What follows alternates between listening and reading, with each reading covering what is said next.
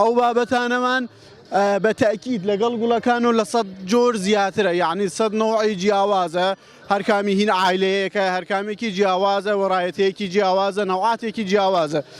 بەرهەمەکان داروونەمامەکان زۆرتر هاوردەکراون لە دەرەوەن، ئیسپانی و ئیتاڵی. بابەتە گوڵەکانمان، گوڵەوەرزیەکانمان هەندێکیشی ئەتوانم بڵم هاوردەکراون و زۆربەی گوڵەوەرزیەکانمان بەرهەمی عێراقن، ناوخۆیە هەولێرە. ئەو وەرزیەکانیشمان ئێستا یعنی لە وەرزی بەهارە سیکلامێنمان هەیە، پەتۆنیامان هەیە، دەوەشێرمان هەیە، مینامان هەیە، گازانیامان هەیە، هەمیشە بەهارمان هەیە.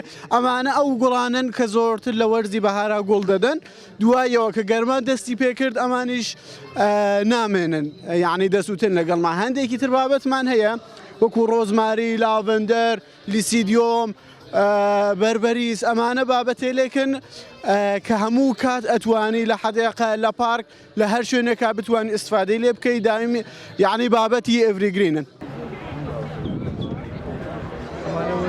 گوڵەکان زۆربەی بەڕاستی مەسەلەن کەمی هاوردەیە لە کوردستان لە عێراقدا، زۆربەی مەسەلەن هاوردەی دەرەوەی نەک هەناردا، لە تورکیا و لە هۆڵندا و لە ئێران و نەباتی زۆرمان هەیە، درەختی باڵا بەرز و درەختی عەریقەمان هەیە و هەندێک گوڵی ئێستا هەیتمان مەوسومیشمان هەیە. ئێستا زۆر باش لە بۆ وەرزی چاندنی گوڵەکان یان خۆڵگۆڕین لە بۆ نەباتەکانی کە لە هەیتان لە ماڵەوە یان بەشێکی سەرەوەی خۆڵەکەی بگۆڕیوە نەباتەکە ئەکتیڤ بیت و زۆر کات پێویستی بە NPK گرۆس هەیە.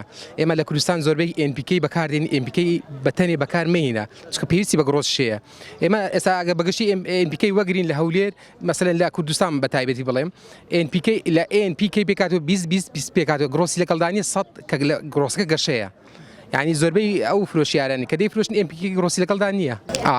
نەباتەکان زۆربەی لە مەسەلەن مەتات هەیە لە کوردستان زۆر بەناوبانگە و جێفیلی هەیە، قەفە سەدری هەیە، کرۆتۆن هەیە، لەبلەب هەیە، تیروجەنە هەیە، سایکس هەیە، دراسینیا هەیە. ئەو نەباتانە دەتوان لە ژوورەوە مەسەلەن پەروەردە بکرێتون، بەڵام ئاگدار بکە لە نەبات لە ژوورەوە پەروەردە دەکەی ئای بەگەڵای دامەکات، چونکە ئاو لەسەر گەڵا بنێت و تووشی فەتریا دەبێت، ئینفێکشن دەبێت، تووشی کەڕوو دەبێت هۆی لە ناوچوون و زەربوونی.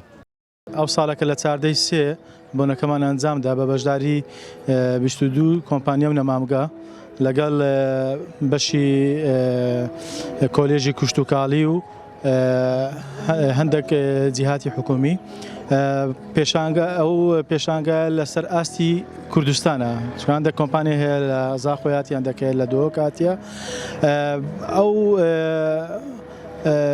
هەدەفێکە ئەمە هەیتمان لە بۆ ئەوەیە کە مەسلحەتێکی عامە، هەم هاوڵاتیان ئاشنا دەبن بە دار و گوڵ، هەم ئەو کۆمپانیانەی کە بەشدار دەبن پەیوەندێک لە نێوان خۆیان دروست دەبێتن کە ئەوانەی کە پێداویستی باخچەی دەفرۆشن لەگەڵ ئەوانەی کە ئیشی نێوانگە دەکەن دەتوانن بزنسێک لە بینی خۆیان بکەن و ئەشیاکانیش لێکوانە دەتوانن بفرۆشن لە دار و گوڵ و هەر پێداویستێکی دیکە بیتنی باخچە و هەم لە بۆمەش سوودی دەبێتن کە هاوڵاتیان زیاتر ئاشنا دەبن بە دار و گوڵ و هوشیاری تا کەسی زیاتر بەرز دەبێتن بۆ ئەوەی لە داهاتوو زیاتر ئاگایان لە دار و گوڵ بێتن و خۆیان هاندان بن، خۆیان بتوانن دار و گوڵ بچین، چکە ڕێژەی سەوزایی لە شار بە تەنها بە حکومەت بەرز نابێتەوە، دەبی هاوڵاتیان یارمەتی دەربن، خۆیان هەنگاو بنێن لە بۆ چاندنی دار تاوەکو کەشێکی ژینگەیەکی پاک بڕەخسێتن لە بۆ دانیشتوانی شاری هەولێر.